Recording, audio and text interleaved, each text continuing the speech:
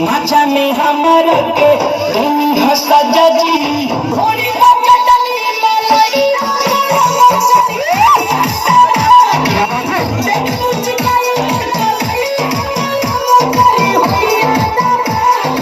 राजा जी भैया के बाजा जी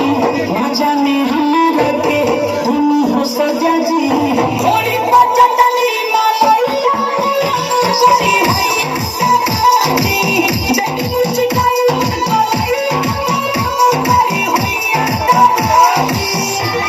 लग रही है